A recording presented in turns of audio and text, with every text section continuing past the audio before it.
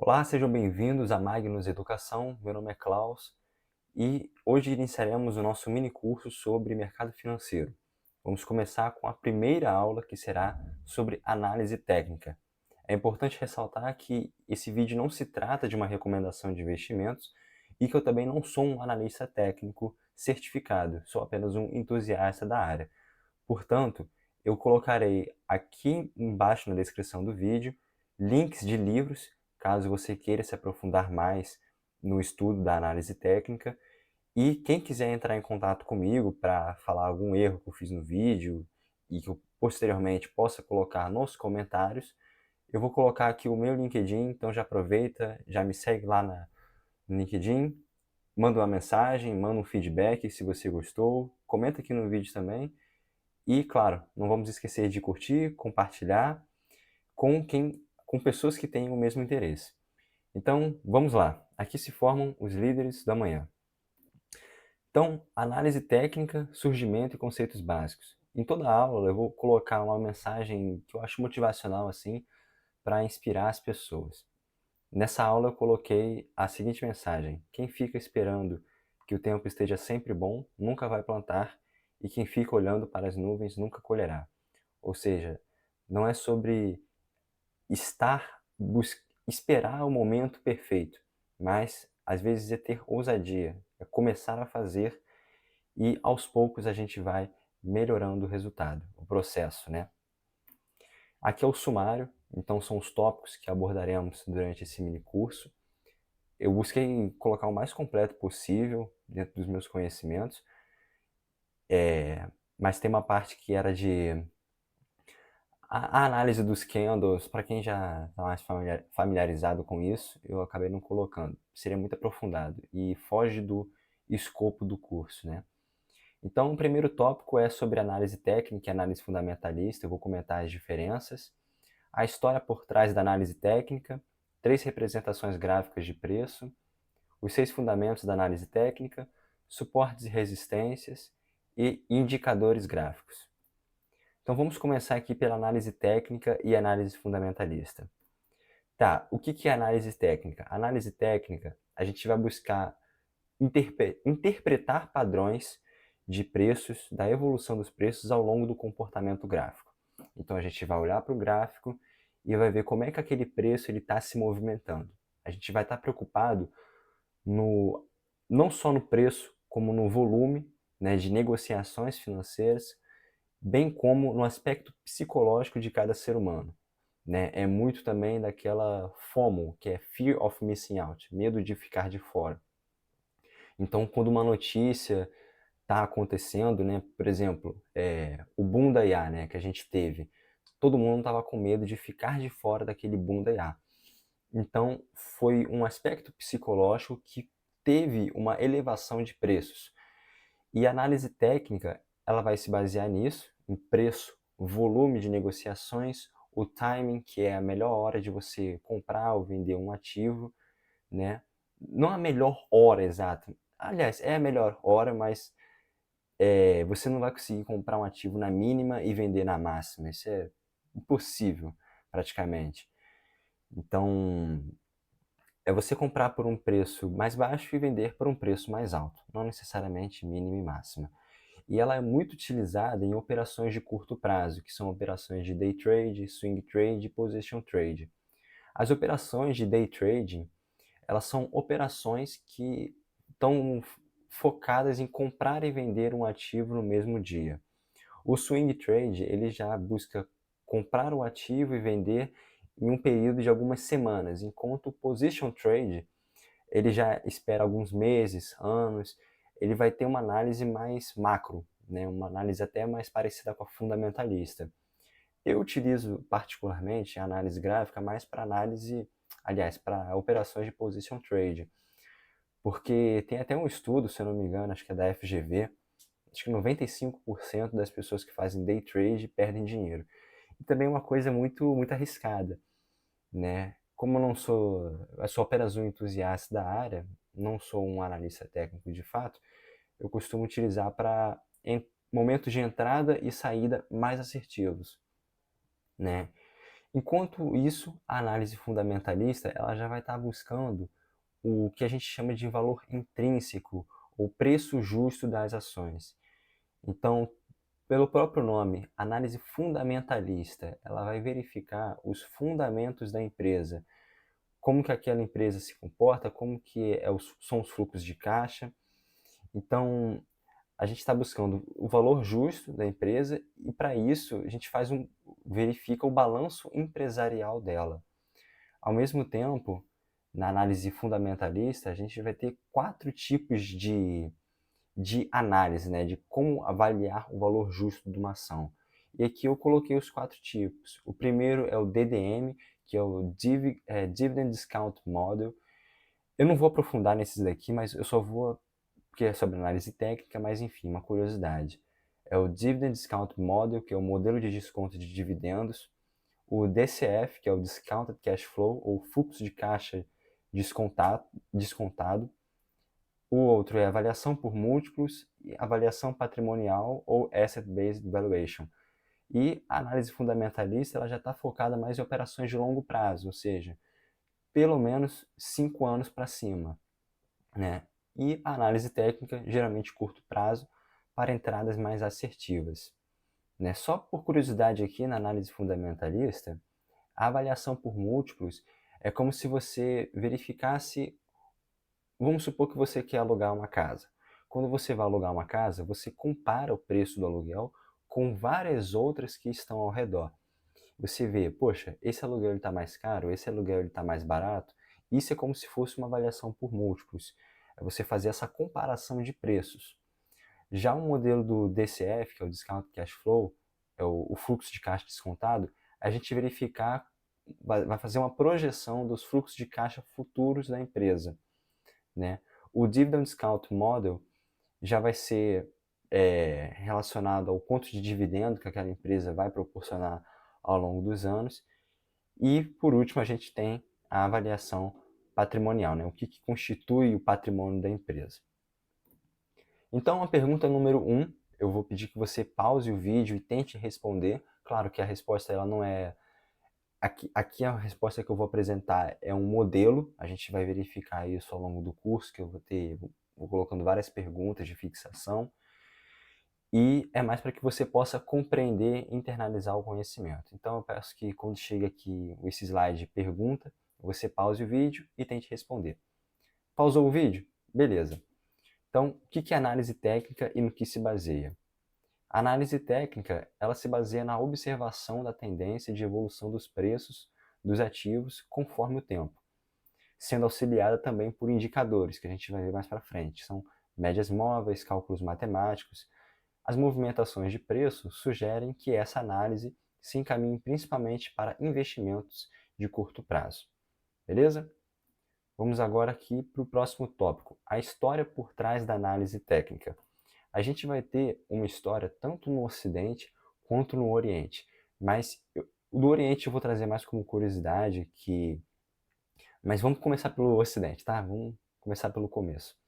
O surgimento no Ocidente começa com o jornalista chamado Charles Dow. Ele fundou o The Wall Street Journal e ele verificava a evolução dos preços e as tendências de reversão. E com isso ele foi documentando e outras pessoas utilizaram o trabalho dele para aprofundar os estudos da análise técnica. A gente tem um importante índice que é o Dow Jones Industrial Average. Ele tem essas siglas aqui, que é o DJIA, INDP, ou Dow 30 ou Dow Jones, e vai medir o desempenho das 30 maiores empresas dos Estados Unidos. Né? Ao mesmo tempo, esses estudos que o Charles Dow ele fez fundaram o que pode se chamar de The Dow Theory, ou seja, a teoria de Dow, que constitui o princípio, os fundamentos da análise técnica. Teve um autor que ele estudou esses fundamentos da teoria de Dow e publicou um livro, que é esse cara, Robert Rea, acho que eu assim pronuncio o nome dele, enfim. Ele publicou esse livro em 1932, mostrando as teorias de Dow aplicado no mercado financeiro. E nessa época de 30, a gente foi tendo um crescente estudo sobre a análise técnica. Então, ok. E voltando aqui rapidinho, que eu falei que eu ia falar, eu falei que eu ia comentar sobre análise técnica no Oriente.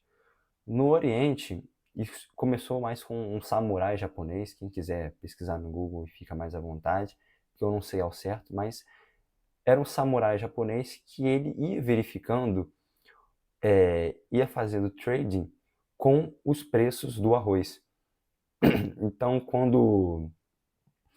Então, o que acontece? Ele ficava muito longe do local de negociação do arroz e ele tinha mensageiros que ficavam nos telhados das casas com placas. E essas placas, elas tinham um desenho de candelabro. Esses desenhos de candelabro levou ao surgimento do que a gente vai ver que é o candlesticks ou velas. A gente vai ver já já. Então, teve até a história que acho que são os 100 trades vitoriosos, né? Que ele fez 100 trades consecutivos com lucro. Quem quiser pesquisar mais, fica à vontade. Mas, como isso aqui é um mini curso, não vou aprofundar muito. Então, as principais representações gráficas de preço. Um preço do ativo ele pode ser representado ao longo do gráfico de várias formas. Aqui a gente está vendo o preço do ativo da Tesla num período de 6 meses com um intervalo de um dia. Esse aqui é o gráfico de linha. O gráfico de linha ele é a representação mais simples, porque ele só vai mostrar a evolução dos preços. Então a gente não vai saber se o ativo está em alta, se o ativo está em baixa, ele só vai mostrar a evolução dos preços ao longo do período. Isso aqui está no Yahoo Finance, a gente vai já mostrar outros gráficos. Mas entenda isso, gráfico de linha mostra apenas a evolução dos preços. É a representação mais simplista que a gente vai ter. A gente percebe que o preço começou aqui em 6 meses, aparenta um pouco mais que 428, né? 428 está para cá, então está para cá mais ou menos. Devia estar em 440, 448, enfim. Ele foi evoluindo assim, então ele desceu, aí sobe. Aí atinge aqui a casa mais ou menos dos 400 deve ser uns 480, né? Sobe, desce e vai evoluindo, até chegar aos 428. O gráfico de barras, ele já tem uma outra forma de representação. Ele também não é muito utilizado, porque a gente vai ver que tem uma visualização um pouco desagradável. Mas ele vai trazer informações adicionais em relação ao gráfico de linhas. Por exemplo, aqui a gente tem um gráfico de barras de queda e um gráfico de barras de alta. Tá? Esse daqui, o primeiro representado em vermelho, indicando uma queda, e o segundo em azul, indicando uma alta. Né? Perceba que a gente vai ter quatro novos itens que não tínhamos antes, que é o máximo, a abertura, o fechamento e o mínimo. E, paralelamente a isso, perceba que a abertura é uma setinha que sempre começa na esquerda, enquanto o fechamento é uma setinha que termina na direita. Não uma setinha, né? Um traçado mais especificamente. O que acontece? O preço do ativo, ele, durante um dia, ele oscila várias vezes. Então, ele pode ir de 200 para 210, depois para 190 e fechar em 200. O que acontece? Vamos supor que hoje o preço do ativo, esse gráfico aqui é antigo, tá? Ele não é do momento que eu estou gravando esse vídeo. Então, vamos supor que, sei lá, começou em 428. Então, a abertura do preço da Tesla foi 428. Durante aquele dia, que pelo que eu estou vendo aqui, foi 8 de maio que eu peguei essa foto. Então, durante o dia, ele começou a abertura 428.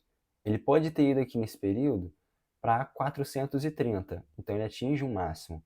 Só que ao mesmo tempo, durante esse dia, ele pode ter atingido um mínimo de 425 e terminado um fechamento de 426. Então perceba que o gráfico ele até respeita as posições dos eixos x e y, né? Que é como se fosse abertura, entrada, ele varia aqui nesse intervalo e depois ele termina aqui nesse fechamento. Ao mesmo tempo, vamos supor, 428 é o preço inicial, ele pode ter uma alta. Então, entra aqui na abertura 428, ele pode ir, sei lá, para 470 naquele dia, né? Mas aí ele vai para uma mínima de 420, por exemplo, 420, e ao final do dia, no fechamento do pregão, ele pode ir para 430, né? Então, esse máximo e mínimo são as regiões que aquele preço oscilou durante o dia, enquanto a abertura é o preço que ele iniciou e o fechamento é o preço que ele terminou durante aquele dia, né? Perceba que à esquerda sempre teremos a abertura, enquanto na direita será o fechamento. Isso respeita a lógica de movimentos em x e y, que é justamente o que? O preço está indo assim e ele vai sempre para a direita, então ele vai da esquerda para a direita, né? Aqui está uma representação do gráfico de barras do mesmo ativo da Tesla naquele dia do 8 de maio. Então perceba aqui, por exemplo, onde está a seta do mouse. Aí você até me pergunta, né? Ah, mas não tinha cor, que era vermelho, azul. Olha, aqui no Yahoo Finance está tudo em azul, né? Mas não se atente a isso, porque a gente acaba nem usando esse tipo de gráfico. Então aqui, por exemplo, onde está a seta do mouse. Ele começou aqui numa alta, no movimento de alta. A abertura é nessa aqui, nesse pontinho. Não sei se vai dar para ver no vídeo, mas eu vou entrar no Yahoo Finance daqui a pouquinho para a gente verificar os outros tipos de gráficos. Então ele começa aqui nessa abertura, ele pode oscilar para uma mínima, né? A mínima foi até próxima da abertura.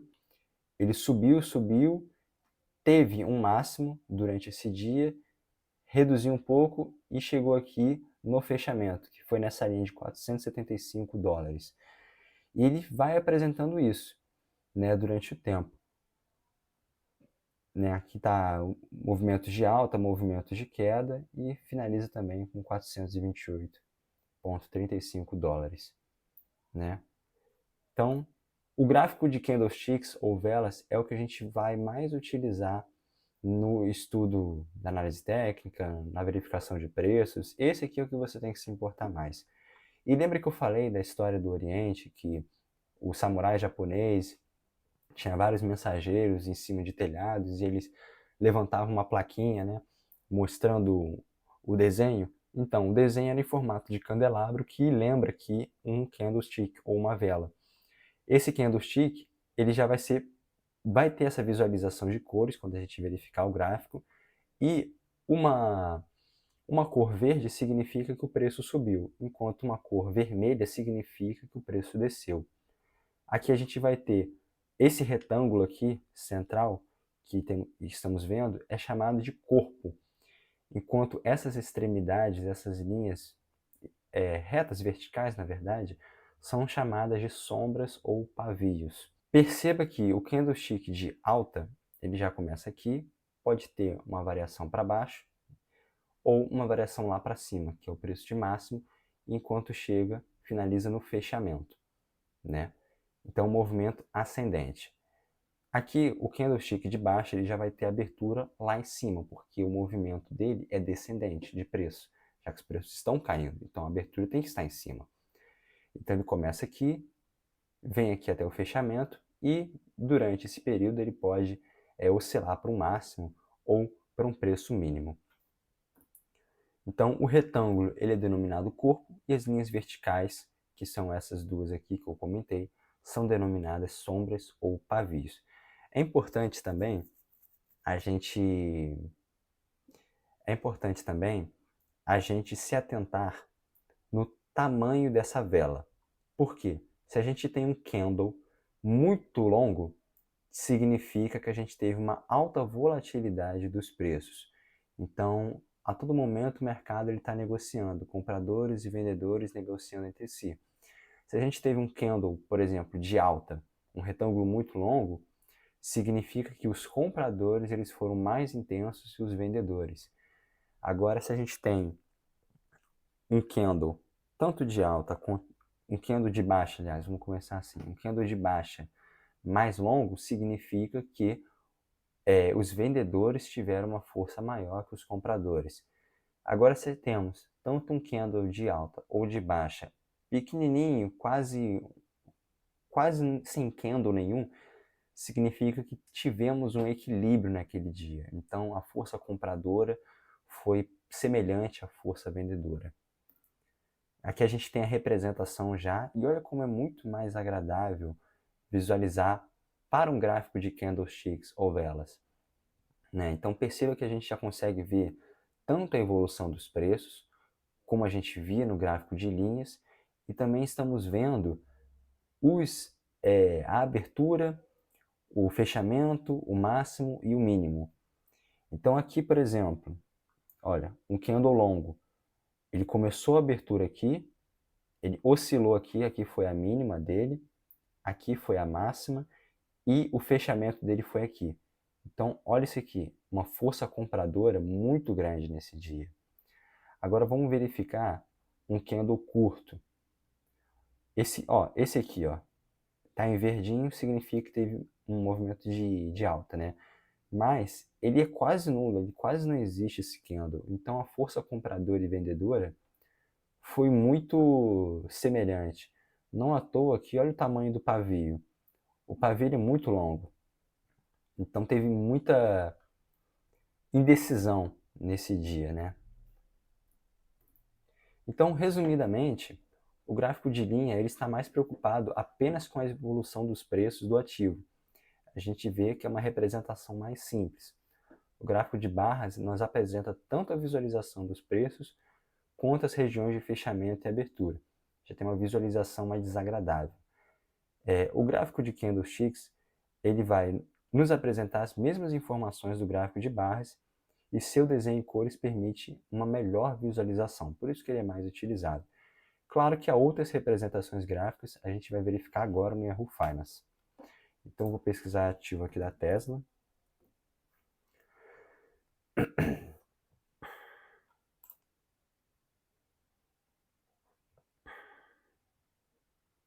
Coloquei aqui um período de 6 meses. Então, a gente vem aqui para ver outras representações gráficas. Ó, o linha, o candle, barra, tem esse aqui de montanha também, baseline, que chama linha de base, né? Então, tem essa linha de base, está acima da linha de base verde, abaixo é vermelho. Tem várias outras aqui, se você quiser. Tem um histograma também. Tem várias outras, mas que a gente vai utilizar e dar mais atenção a essa aqui de candles. Né? Então, pergunta número 2. Pausa o vídeo e tenta responder. Pausou? Beleza. Como é um candlestick de alta e de baixa? Explique seu desenho. Um candlestick é formado por um retângulo central, que é o corpo. Ele vai indicar tanto a abertura e o fechamento do preço, e por duas linhas verticais, que são as sombras do pavio, que vão indicar o preço máximo e mínimo. Nos dois casos, o máximo fica em cima, o mínimo embaixo. No caso de abertura ou fechamento de preço, basta seguir a lógica de crescimento ou decaimento da barra. A gente viu que no candle verde, a abertura vai estar embaixo, o fechamento vai estar em cima, e no candle vermelho, a abertura em cima, fechamento embaixo. Vamos agora para os 6 fundamentos da análise técnica que o Charles Down ele propôs. Então, o primeiro fundamento é que os preços já descontam tudo. Ele vai nos responder a seguinte pergunta: como é que os preços são ditados? O que ele dizia? Ele dizia que para Down, né, para Charles, as notícias elas são propagadas de forma tão rápida, não só notícias, como também a avaliação da empresa, o que ela está realmente valendo em relação à concorrência, enfim, tudo isso daí já está englobado no preço do ativo. É isso que diferencia da análise fundamentalista, por exemplo. Porque na análise fundamentalista, a gente vai projetar vai fazer uma projeção de fluxos de caixa, né, baseado nos fundamentos da empresa. Para a DAO, os preços já descontarem tudo significa que todas as informações que o mundo tem daquela empresa já está embutido no preço, né? O segundo fundamento é que o mercado se move em ondas e apresenta três tendências principais. O mercado se mover em ondas é justamente que os preços sobem e descem, sobem e descem. Isso é mover em ondas. Apresentar três tendências principais, a gente vai verificar no slide seguinte já. E ele vai responder a seguinte pergunta, né? Qual o tempo e duração das tendências? Ou seja, essas ondas, né, de sobe e desce, elas podem ser de dias, de semanas, meses, anos, né? E o terceiro fundamento é que as tendências elas possuem três fases e vai responder a pergunta que padrão vemos durante uma tendência. Então, durante uma tendência de alta, a gente vai observar um tipo de padrão, uma tendência de baixa, um tipo de padrão. Por isso que ela está também focada no psicológico das pessoas, na FOMO, né? Fear of Missing Out. Uma definição de tendência, então como é que a gente define que, ó, tô olhando para o gráfico, está ocorrendo uma tendência de alta, está ocorrendo uma tendência de baixa, está ocorrendo uma reversão. A gente vai verificar isso, né? Então, como que topos e fundos consecutivos, eles estão relacionados. O volume deve confirmar a tendência, vai responder a pergunta como que o número de transações influencia no preço. Por quê? Vamos supor que você você vai numa padaria e aquela padaria está vendendo preços exorbitantes. Quando você entra lá, está vazia. O que você pensa? Pô, provavelmente vai falir, porque o preço está muito alto, só que o volume de pessoas está baixo. Então, provavelmente vai falir. Agora, se você visse que o preço está alto, mas o volume de pessoas está alto, o que você pensa? Poxa, isso aqui está muito bom, esse negócio. Porque por mais que o preço esteja alto, tem muita gente lá na padaria comprando as coisas, né? Então, novamente, esse aspecto psicológico. As tendências continuam até que surja um sinal de reversão. Ele vai responder a pergunta quando um ativo quanto que um ativo é capaz de subir. Por quê? Vamos supor que tu compra uma ação. Aí aquela ação ela se valorizou 300%. Aí você fala, pô, valorizou pra caramba, vou vender. Só que no momento que você vende, ela começa a subir mais 200%. Então você perdeu essa chance de valorizar em ainda mais de 200% o preço pelo qual você comprou inicialmente. Então, o ideal é que você mantenha o ativo até que haja um sinal de reversão do preço, porque ele pode subir mais. Então, as três tendências principais que a gente viu, aliás, que a gente viu aqui, a gente vai comentar aqui. A gente vai ter uma tendência primária, que vai ser uma tendência de duração mais longa, de 1 ano a vários anos, que pode ser. Uma tendência secundária, que já vai ser de 3 semanas a 3 meses, é uma tendência de um prazo intermediário. E uma tendência terciária, que ela já é de curto prazo. Então, um período em até 3 semanas. Aqui, por exemplo, eu peguei o gráfico do Walmart. Se não me engano, esse gráfico tem 5 anos, né? Eu esqueci de colocar aqui na frente. Então, olha como é que o preço dele foi evoluindo bastante, né? Ele estava aqui na casa dos $80 e já está em $131. Então, foi uma evolução muito boa de preço.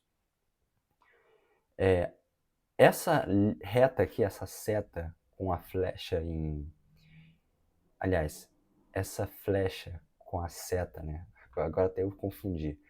Com a ponta, né? Melhor. Com a ponta em azul, ele vai indicar uma tendência primária de preço. Por quê? Ela durou mais de 1 ano. Olha essa tendência de alta. O preço veio daqui e foi subindo. E é um período que corresponde a mais de 1 ano. Então, uma tendência primária.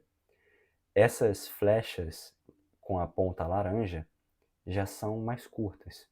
Então, são tendências terciárias, ou seja, prazos que duram até 3 semanas.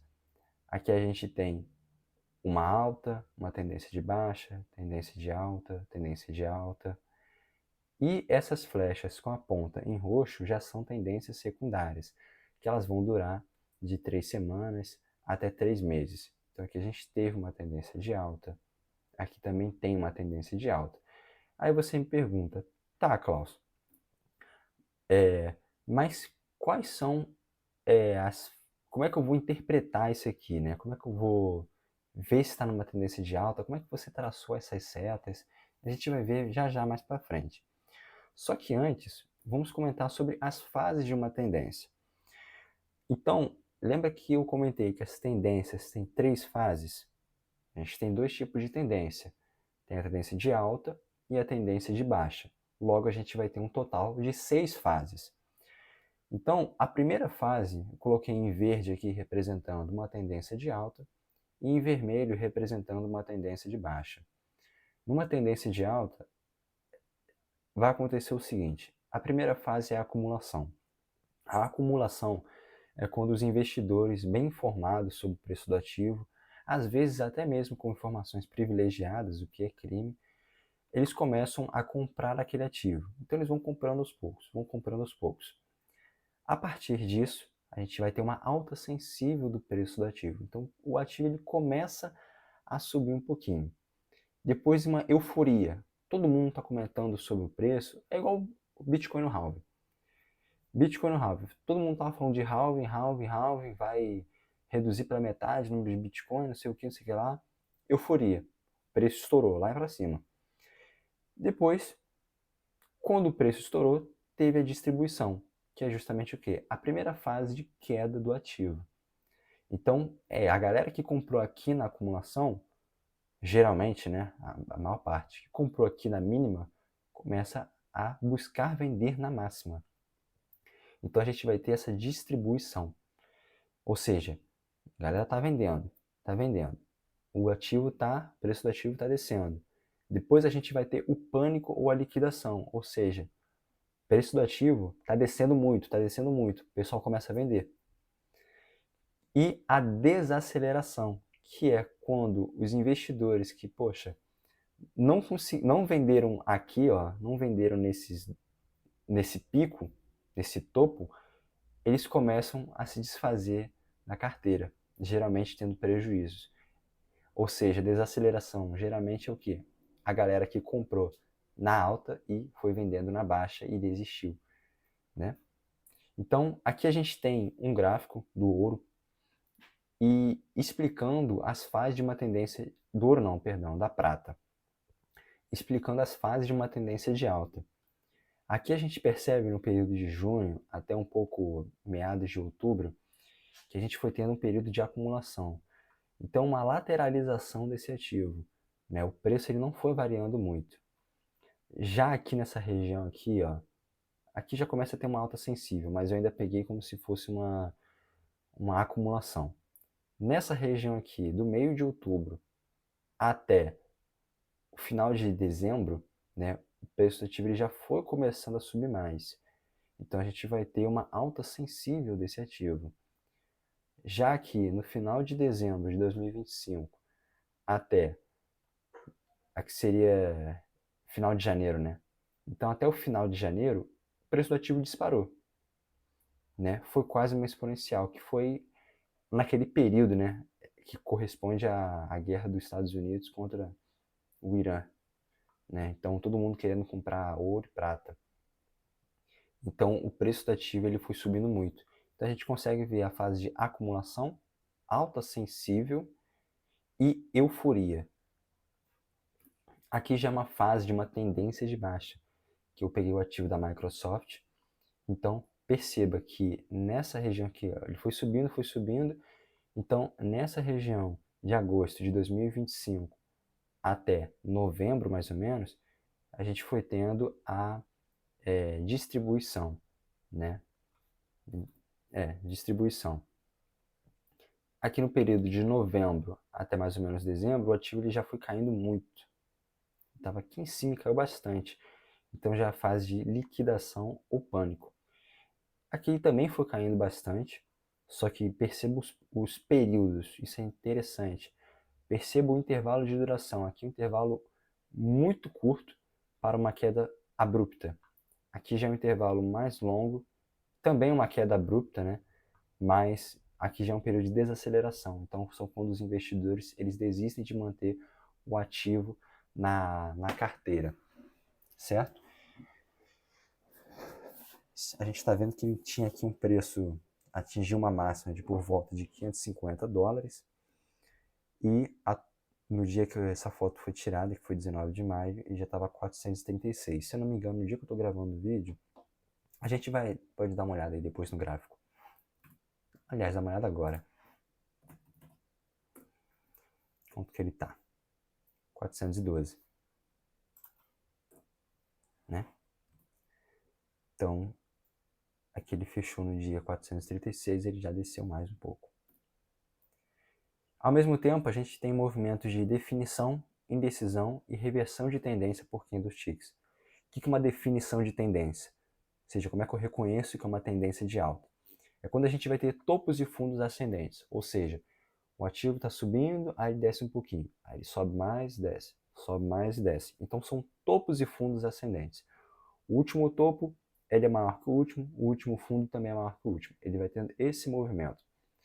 Agora, uma tendência de baixa já será topos e fundos descendentes. Então o ativo começa aqui, ele desce, aí ele sobe um pouquinho, desce e vai descendo.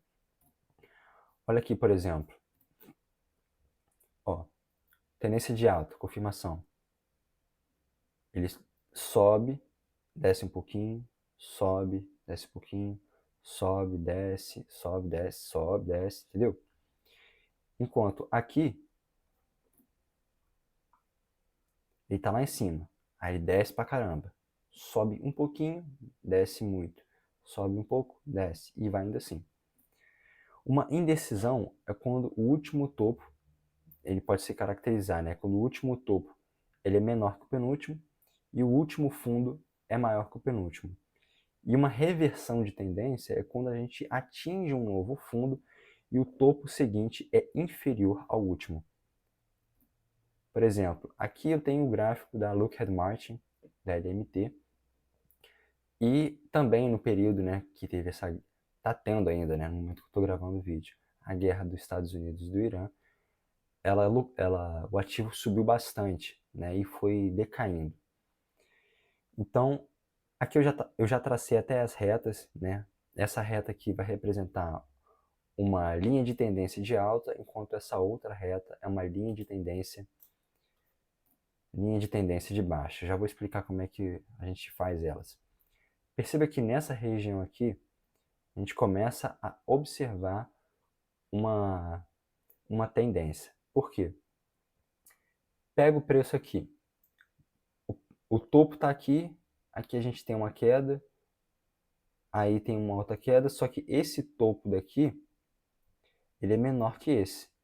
E esse fundo, olha onde é que ele chegou. Ele é bem mais fundo que esse. Então a gente já está indicando que, poxa, provavelmente esse ativo está tendo uma indecisão, uma reversão de tendência. Quando a gente chega aqui, aí o ativo subiu, teve um topo maior. Beleza, o ativo chegou a subir. Só que o fundo dele, ó, subiu, desceu, tem um topo. Esse topo, ele é menor do que esse topo. E esse fundo, ele está mais fundo do que esse.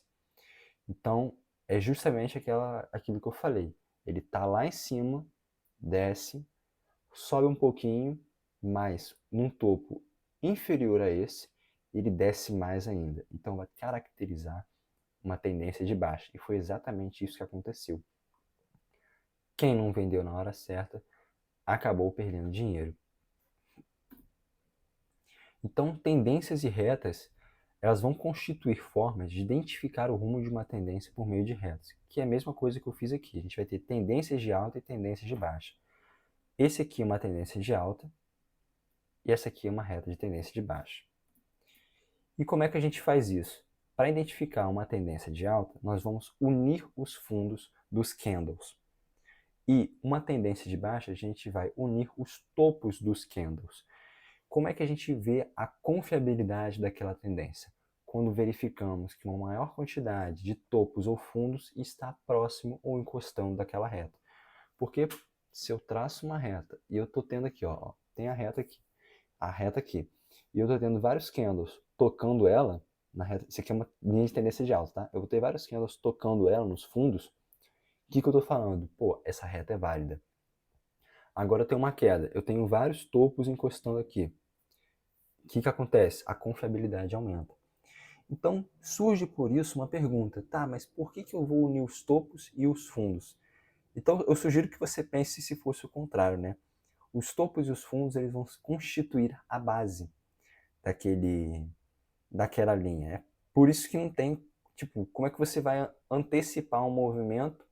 Pensa assim, tendência de alta. Se você unir os topos, pode ser que o ativo suba ainda mais, né?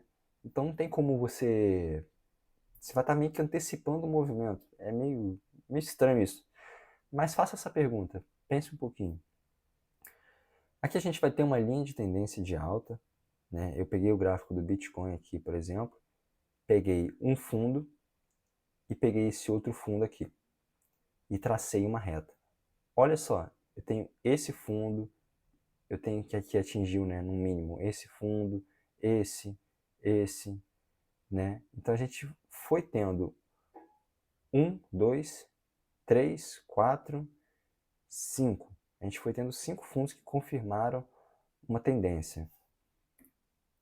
Agora uma tendência de baixa. Eu já uni os topos. Então tenho 1, 2, 3, 4, 5. Aqui está pegando um pouco, né? Então 6. Já tive 6 topos que confirmaram essa tendência de baixa. Certo?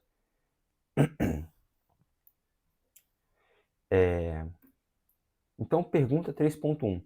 Pela teoria de Down, quais são os 3 tipos de tendência e seus tempos de duração? Beber uma água aqui que a garganta já está. Tá, a gente vai ter tendência primária, a secundária e a terciária. A primária, ela já vai ter um prazo de duração de 1 ano ou mais, secundária 3 semanas a 3 meses e terciária é mais curta, que é em até 3 semanas. Pela teoria de Dow, como funcionam as 3 fases de uma tendência? De novo, uma tendência de alta. A gente vai ter uma acumulação, que é quando ocorre quase uma lateralização daquele ativo, investidores bem informados comprando ele. Depois a gente vai ter uma alta sensível daquele ativo, euforia. Nesse momento de euforia, inicia uma tendência de baixa. Então vai ter distribuição, aliás, né? Distribuição. Posteriormente, vai ser a minha liquidação ou pânico. E por fim, a minha desaceleração, quando eles vão vendendo aos poucos. Então aqui está a resposta. Primeira fase de acumulação, quando investidores bem informados começam a tomar decisões de compra por distorções de preço. A segunda é de alta sensível, preço se elevando de forma estável. Terceira de euforia, grande quantidade de investidores confiantes na alta elevando os preços rapidamente. A fase de euforia pode dar início a uma tendência de baixa, que se inicia com a fase de distribuição, investidores bem informados percebem que os preços atingiram o máximo e há uma leve queda nos preços. Depois, liquidação, o número de vendedores aumenta muito, provocando forte queda nos preços, e depois uma desaceleração, que é essa venda gradual de investidores que desistem de manter os ativos na carteira. Então, pergunta 3.3. Explique o processo de uma tendência de alta e baixa pela teoria de Down. Então, tendência de alta, sucessão de topos e fundos consecutivamente mais altos, ou seja, movimento ascendente. Tendência de baixa, sucessão de topos e fundos consecutivamente mais baixa. Então, topos e fundos descendentes. Explica a relação do volume com a tendência de alta ou baixa pela teoria de Dow. Então, o volume ele tem que confirmar a tendência. Esse é o volume financeiro. Então, não é só o preço, é quantas ações, ETFs, enfim, quantas ações foram negociadas. O volume deve confirmar a tendência justamente por aquele exemplo que eu dei da padaria. Então, se o preço está subindo e o volume está subindo, a gente tem uma confirmação de tendência. Por quê? Por oferta e demanda faz sentido. Preço sobe, o volume de compra também sobe. Agora, preço desce, volume desce, também confirma uma tendência de baixa. Se a gente tem um preço subindo e um volume de negociações caindo, pode indicar uma reversão de tendência. Então, os preços podem começar a cair também. Aí está a resposta. O volume está relacionado com as tendências, confirmando o movimento. Uma tendência de alta, espera-se que o volume aumente conforme a valorização dos ativos e que diminua quando os ativos têm queda momentânea de preço. Uma tendência de baixa, espera-se que o volume aumente conforme a desvalorização dos ativos e que diminua quando os ativos têm valorização momentânea. Pergunta 3.5. Quais são as duas maneiras de Dow que indicam reversão de tendência? Justamente aquilo que eu comentei também no gráfico da Lookhead Martin, que é quando os preços eles não atingem um novo topo, ou seja, o último topo ele é inferior ao penúltimo e o último fundo também é inferior ao último. E a segunda maneira de reversão de tendência é quando tem um novo fundo e eles não conseguem romper o último topo, muitas vezes deixando o preço no mesmo nível para então romperem o último fundo. Vamos agora para a próxima parte, né? Se não me engano, acho que essa aqui é a penúltima, é o penúltimo capítulo, penúltimo tópico, que são suportes e resistências. Então vamos começar pela definição. O que é um suporte e o que é uma resistência? Um suporte é uma região de preço em que os ativos tendem a se manter acima dela. Porque à medida que os ativos chegam próximo a essa região de preço, há uma grande força compradora elevando os preços para cima. Enquanto que uma resistência é uma região em que o ativo ele tende a se manter abaixo daquele nível de preço. Porque quando ele chega naquele nível de preço, há uma grande força vendedora que tende a descer o preço do ativo. Por mais que nessa imagem esteja colocando essa linha azul aqui, né? Um azul, um verde, assim, um verde claro, essa linha azul esteja colocando como um suporte, não é uma linha, é uma região, é uma faixa. Então aqui, por exemplo, ele coloca como uma linha, não é uma linha, uma reta, é uma faixa. Né? É importante que você compreenda isso. E, claro, uma resistência pode se tornar um suporte. Ou seja, quando as pessoas percebem que aquele ativo deveria estar valendo mais, os preços sobem e a minha resistência vira um suporte. Por quê? Porque senão o ativo ele ia ficar sendo lateralizado para sempre. Ele ia ficar sempre nesse movimento de sobe, desce, sobe, desce. Isso é muito previsível. Não faria nem sentido ter mercado de ações com isso, né? Então, suportes e resistências não são linhas, e sim regiões de preço do ativo. Um suporte ele pode eventualmente tornar-se uma resistência conforme a evolução de preços, porque senão o ativo ele vai ficar lateralizado para sempre. E há um efeito psicológico na formação dessas regiões. Antes de gravar essa aula, eu treinei com um amigo, né? Mostrei a aula para ele em primeiras mãos e ele fez essa pergunta, né? Porque olhando na figura parece muito, ele falando, né? Parece muito engenheiro de obra pronta.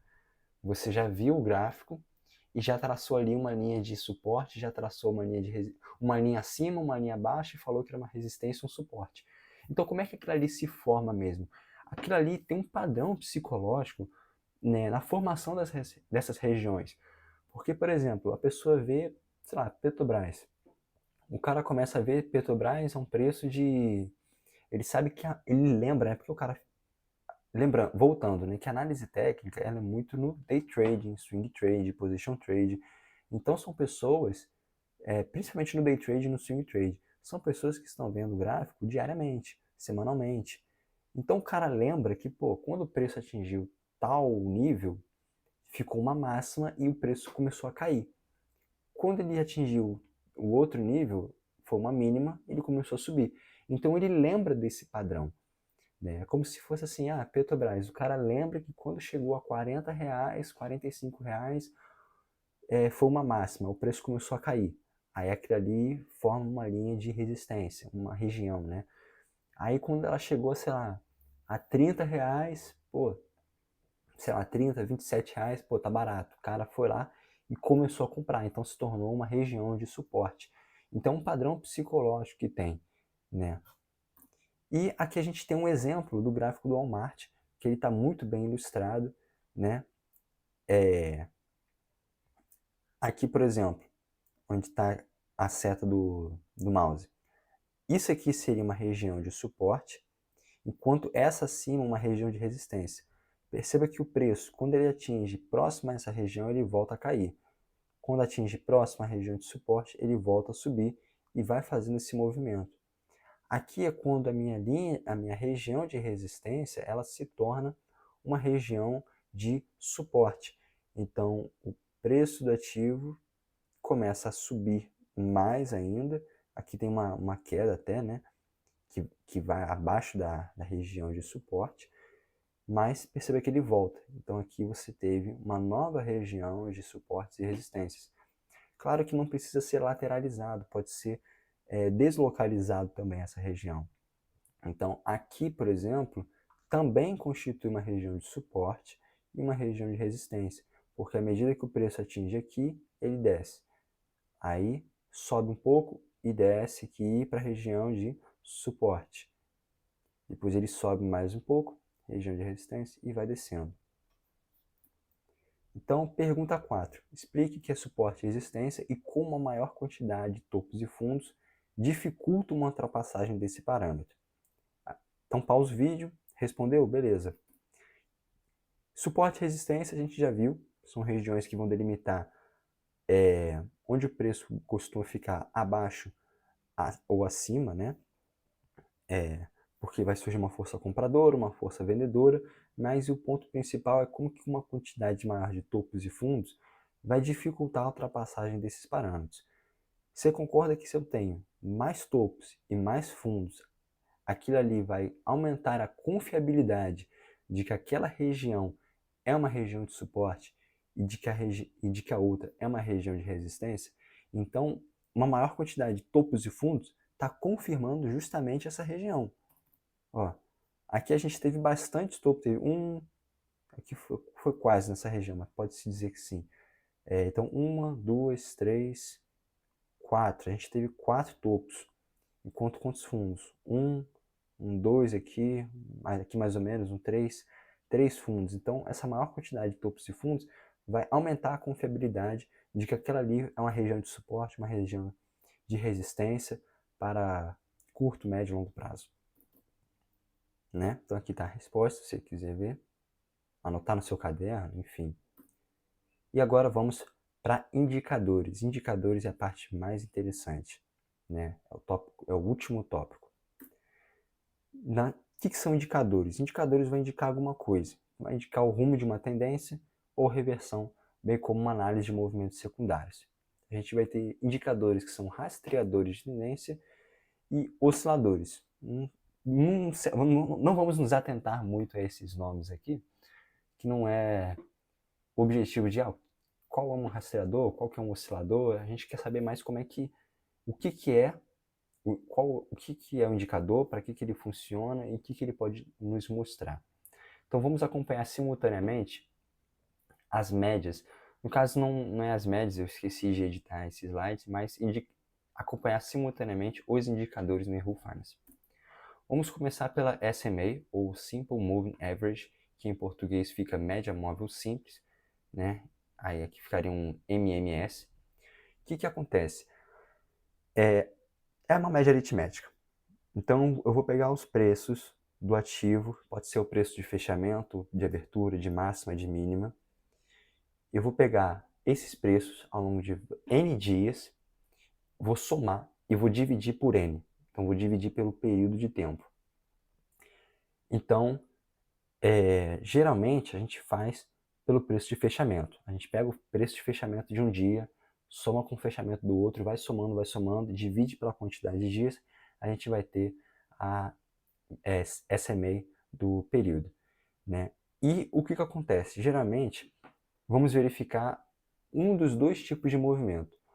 Ou o preço do ativo ele vai retornar para aquela média, né? Então, vamos supor, a gente vai ter uma média simples de 200 dias. Então, o preço do ativo ele vai retornar para aquela média, ou vai atingir-se uma nova média, forma-se uma nova média. Esses são os dois tipos de movimento que podem acontecer. E acima da média costuma ser uma oportunidade de venda. Por quê? Se eu tenho um ativo, peraí, deixa eu... Tá. Se eu tenho um ativo com o preço acima da média, significa que geralmente ele está sobreprecificado. Geralmente, tá? Vai depender de outros indicadores, a gente não pode confirmar isso. Então, costuma ser uma oportunidade de venda. Se eu tenho abaixo da média, costuma ser oportunidade de compra, porque está um pouco barato demais. E quais que eu uso? Geralmente 200 períodos de 6 meses para avaliar movimento de longo prazo. 50 períodos, assim, 2 meses, dependendo se eu quero fazer uma brincadeira aí, né? Aí eu uso de 50 períodos. Vamos ver como é que fica a SMA. Vamos pegar aqui um gráfico NVIDIA.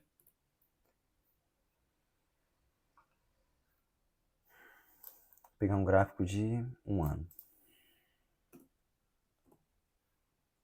A gente vai vir aqui nesse símbolo de somatório, né? O sigma, moving average, período 200.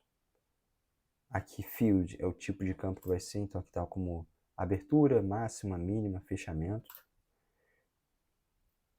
Aqui é o traçado, então se a gente quer, ele já até colocou a linha, que é uma linha mais grossa, enfim, vou colocar essa linha aqui vermelha.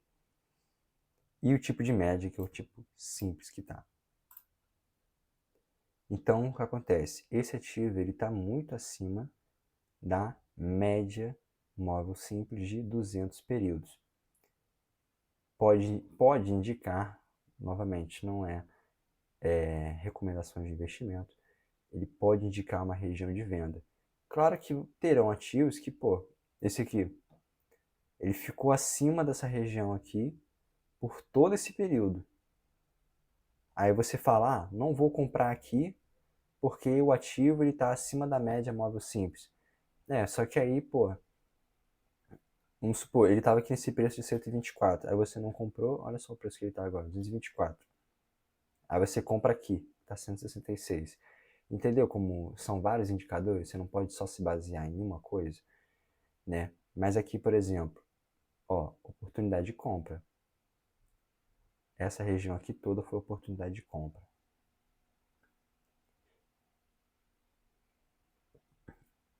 Né? Claro, vai depender do tipo de operação que você quer. É curto prazo? É longo prazo? Quais outros indicadores você está avaliando? Né? Então, vamos voltar aqui. Juntamente com... vou apresentar de 50 também, 50 períodos. 50 períodos, vou colocar de azul. Olha só de 50 períodos já como é que ficou. Então ela ficou até acima da média móvel de 200 períodos.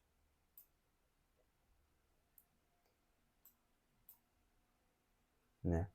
Claro que isso vai depender do tipo de operação que você quer realizar.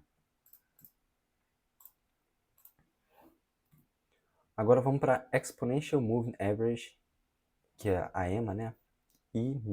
Ou média móvel exponencial. Ela é parecida com a média móvel simples, só que a gente vai ponderar favoravelmente os preços mais recentes de mercado, enquanto os preços mais antigos eles terão pesos menores na avaliação. Por conta disso, por conta de ponderar favoravelmente preços mais recentes de mercado, ele vai ser um rastreador de tendências melhor que a média móvel simples. Porque às vezes aquela empresa ela está passando por uma nova forma de precificação, então as pessoas elas começam a pensar, ela não vale mais, sei lá, o ativo não vale mais 40, agora o preço base, preço médio do ativo ali tem que valer 70, né? Porque está correndo uma nova mudança no mundo, enfim. Então vai ponderar melhor isso. Qual que eu geralmente uso? 21 períodos ou 3 semanas, né? Então vamos colocar aqui uma média móvel de 21 períodos Então, olha só. Aqui nessas regiões, o preço ficou acima da média móvel de 21 períodos. E você pode ver que aqui também, ó, bem acima. Deixa eu pegar as duas... Eita! Deixa eu pegar as duas médias aqui para ficar melhor. Vou botar a média de 50 períodos de laranja. Tava simples. Agora que eu vi aqui, né? Eu coloquei simples aqui, no caso seria exponencial. Pronto. Exponencial, eu vou colocar uma outra média de 200 períodos, vou colocar de verde, por exemplo. Então, aqui a gente tem, nessa região, média móvel de 200 períodos, média móvel simples, né? As duas são simples, de 50 períodos, e média móvel exponencial de 21 períodos. Veja que ela está bem acima das outras duas, justamente por isso, porque ela vai ponderar favoravelmente os preços mais recentes de mercado, né? Não só por isso, mas por conta da quantidade menor de períodos, né? Então, ok.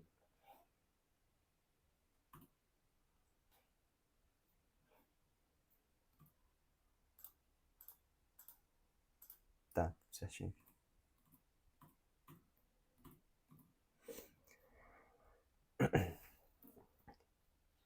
Juntamente com isso, a gente vai ter o outro indicador, que é o Moving Average Convergence Divergence, que é o MACD, ou Convergência e Divergência de Médias Móveis. O que vai acontecer? Esse indicador ele é difícil de compreender um pouco, então eu vou buscar falar bem calmamente. Ele vai ser formado por uma média móvel ponderada mais curta e outra mais longa. Uma de 12 períodos, que vai ser a mais curta, e uma mais longa assim, né? Não pode nem se dizer que é tão longa, que é 26 períodos. O que eu vou fazer? Juntamente com essa média de 12 e essa média de 26, eu vou fazer uma relação matemática que vai nos dar o que a gente chama de linha MACD, né? Chama MAC de linha. Vou chamar de linha MACD porque é português mesmo. Então vai dar a linha MACD, que é justamente uma média, que vai ser a média de 12 menos a média de 26. Então eu tenho a EMA de 12 menos a EMA de 26. Isso aqui vai dar a linha MACD. Beleza? Juntamente com isso, eu vou ter uma EMA, ou seja, uma Exponential Moving Average, de 9 períodos, ou seja, um período mais curto, da linha MACD, que vai ser a linha de sinal ou gatilho. O cruzamento da linha MACD com gatilho vai nos indicar o quê? Possíveis regiões de compra ou de venda, onde que a força compradora está maior, onde que a força vendedora está maior. E a gente tem que nos atentar tanto para o sinal dessa linha MACD, se ele é positivo ou negativo, quanto para a posição da linha em relação à linha de sinal e ao histograma. Aí você fala, tá, muita informação, como é que a gente vai? Eu vou aqui detalhadamente. Vou colocar uma média de 12 períodos, exponencial, cor marrom. Agora eu vou colocar uma média de 26 períodos, essa cor mais clara assim, né? Um laranja, exponencial. Ao mesmo tempo, que a gente... Calma, ao mesmo tempo eu vou colocar aqui o MACD.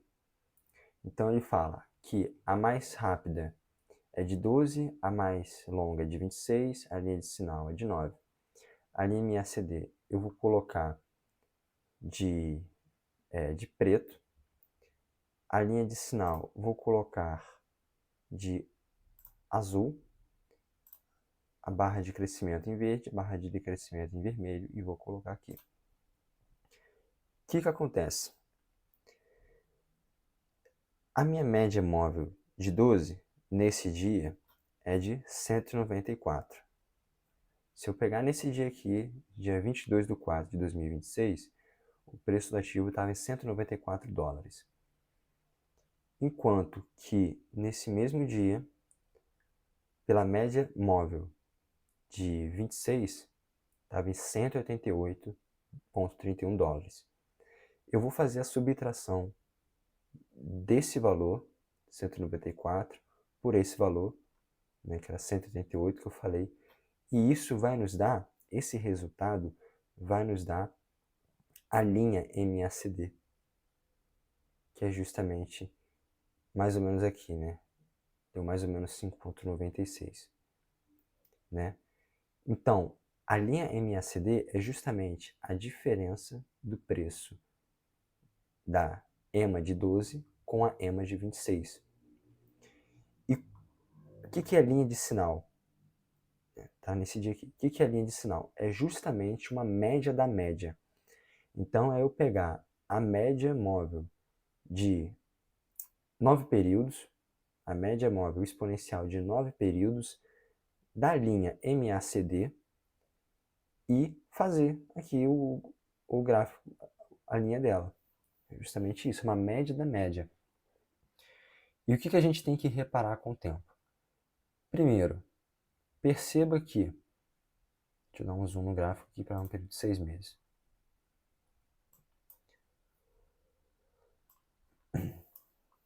Perceba que, conforme os preços aumentam de forma ainda mais rápida, num intervalo menor de dias, concorda que a minha EMA de 12 vai aumentar, vai se distanciar da EMA de 26, justamente porque, num intervalo menor de tempo, eu estou aumentando o nível dos preços. Então, nesse intervalo aqui, ó, eu estou aumentando mais ainda o nível dos preços. Então, a gente vai ter um distanciamento dessas médias. Então, a gente vai ter um crescimento dessa região aqui, que pode ser verificada no histograma. Aliás, o histograma vai ser a diferença da, se não me engano, da linha MACD com a linha de sinal, né? Tanto que nessa região a linha de sinal ela está maior do que a linha MACD, então vai ser uma região de valor negativo. O que você tem que se atentar a isso? Perceba que a gente tem uma linha de zero também. Quando, até aumentei aqui, quando a linha MACD estiver acima da linha de sinal, a gente tem uma força compradora maior. Então, pode nos indicar uma tendência de alta. Então, tanto que aqui eu estou vendo, ó, a linha MACD, eu gosto de me basear pelas linhas, tá? Não pelo histograma. Mas a linha MACD está acima da linha de sinal. Isso dá uma tendência de uma... costuma indicar uma tendência de alta e um aumento da força compradora, né? Tanto que, ó, pegar bastante tempo atrás.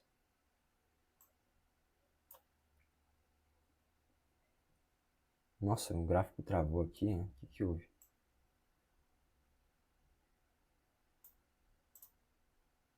Ah, tá. Ó.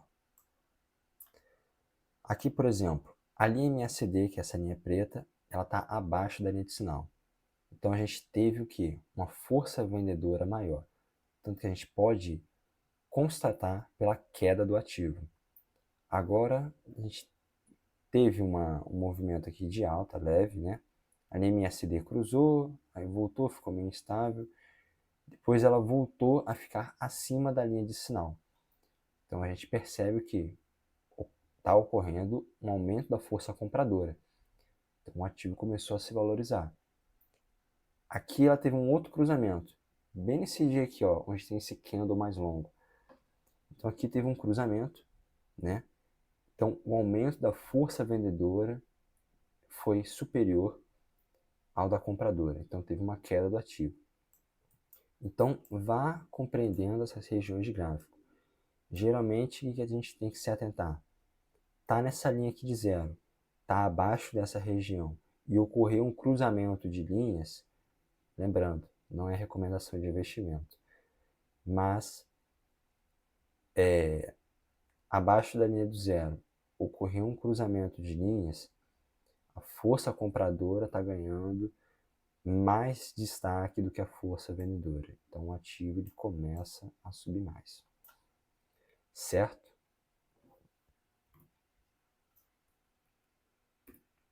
Bandas de Bollinger. As bandas de Bollinger, elas são, eu gosto de dizer que elas funcionam como pontos infinitesimais de suporte e resistência, porque eles vão ser formados por uma, aliás, a banda de Bollinger, ela vai ser uma banda superior e uma banda inferior, e essas bandas, em relação a uma média móvel que estará entre elas, essas bandas vão determinar o quão volátil é aquele ativo naquele período. Por meio do quê? Por meio de um desvio padrão, que geralmente vai ser colocado em 2. Então, a banda será formada por uma média móvel, uma banda superior, uma banda inferior, separadas, distanciadas da média pelo desvio padrão, e determinará a volatilidade do ativo. Por que eu gosto de dizer que são pontos infinitesimais de suporte e resistência? Porque a gente vai perceber que, conforme o preço se aproxima das bandas, ele tende, se ele se aproximar da banda superior, ele tende a cair. Se ele se aproximar da banda inferior, ele tende a subir. Então é como eu pensei assim, é como se fossem infinitesimais de suporte e resistência, né? Então, aqui a analogia interessante, eu coloquei o preços costumam ficar entre as bandas. Então vou colocar aqui a banda de Bollinger, 20 períodos, fechamento, desvio padrão 2. Perceba que, pegar um gráfico de um ano, perceba que esses preços, que é o preço do ativo, aqui é a média que eu falei, ele está usando qual média? Moving Average Type, Sample, tá? Exponencial.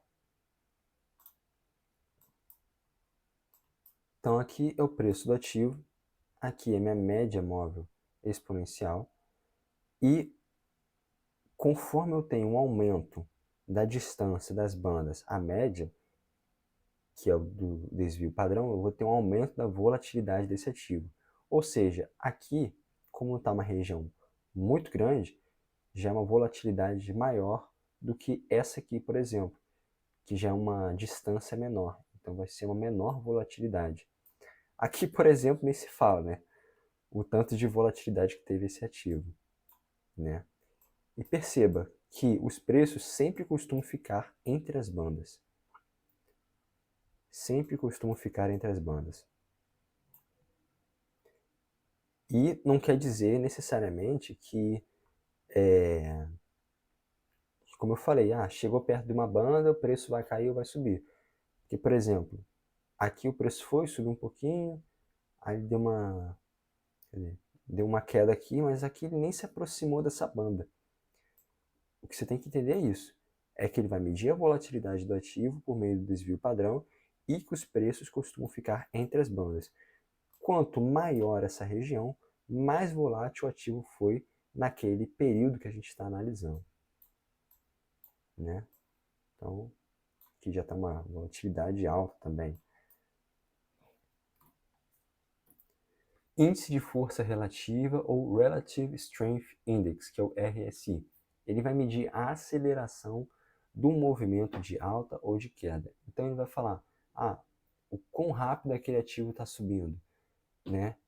Se ele subir muito rápido, significa que o meu RSI vai aumentar. Agora, se tiver uma menor força compradora, o RSI começa a diminuir.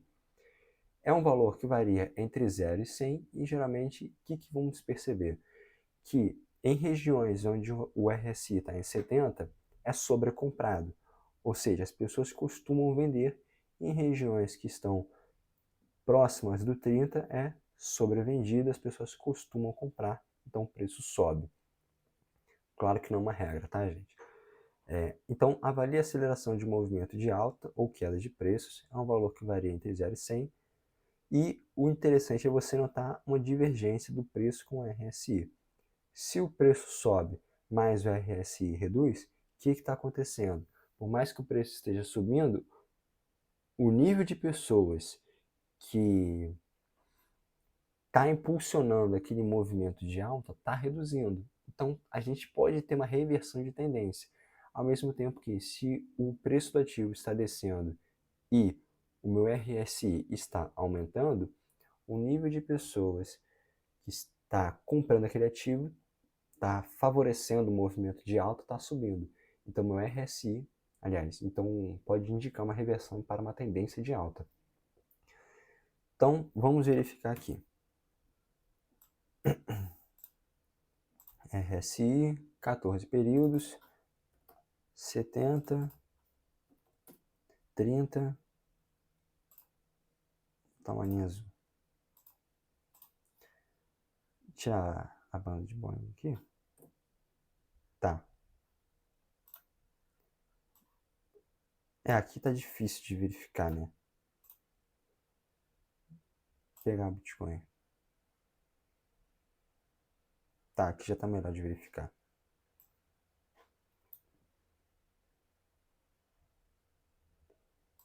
Ó, vamos percebendo aqui, por exemplo, aqui está em 16, então um RSI bem baixo.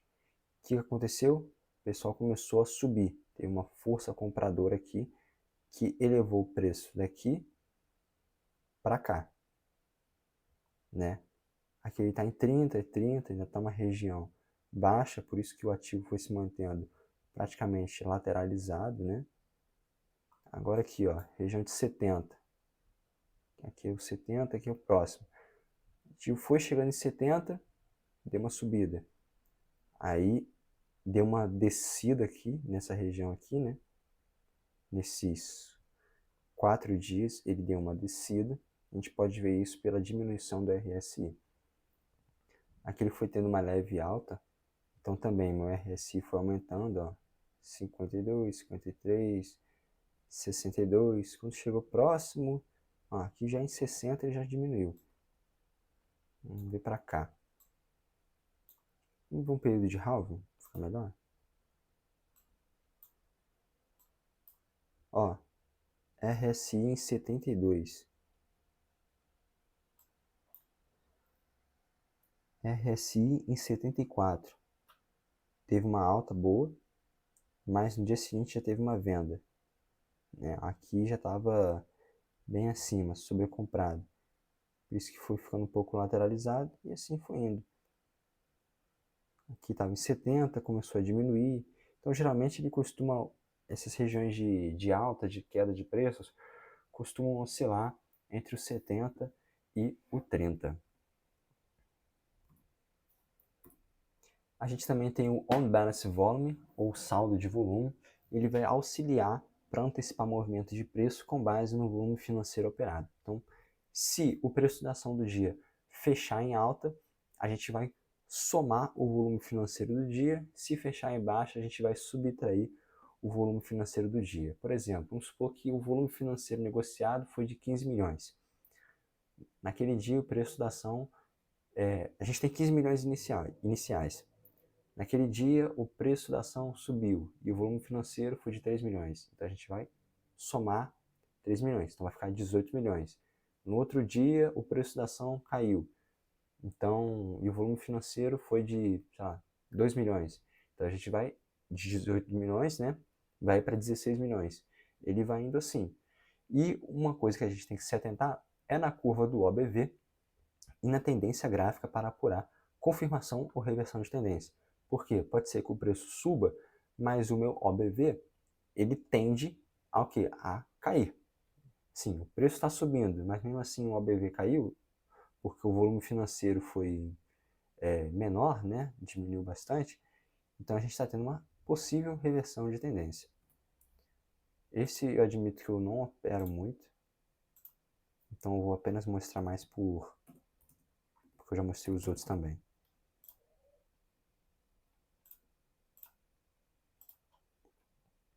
Mas é isso que está falando, ó. Aqui você teve uma queda do ativo, então o ABV foi descendo bastante, né? Ó, queda do ativo, subiu um pouco, desceu, subiu. Queria pegar um movimento que tem reversão.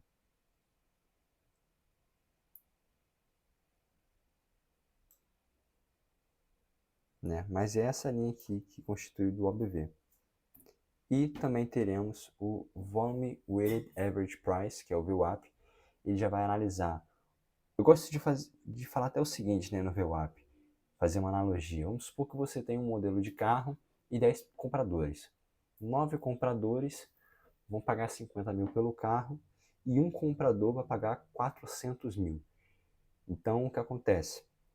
O VWAP ele vai dar prioridade à quantidade, ao preço mais próximo em relação ao volume negociado. Então, por mais que uma pessoa tenha pago 450 mil no preço de um carro e os outros pagaram 50 mil, né? O meu VWAP ele vai estar mais próximo dos 65 mil, mais ou menos. Porque ele vai dar prioridade ao volume de negociações feitas no preço. Então, ele vai analisar o preço com que o ativo foi negociado com maior liquidez, mostrando uma tendência mais assertiva, já que mostra o volume de negociação.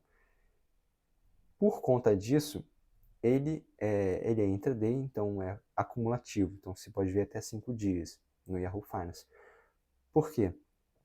Porque pensa que se ele não fosse acumulativo, eu ia ter que pegar o total de preços que o ativo teve em um dia, o total de negociações em cada preço do ativo em um dia e fazer isso para N períodos que eu desejo. Então, olha o tanto de dados que isso ocupa. Então, por isso que é de 5 dias. Então, vamos aqui no VWAP, mostrar rapidamente.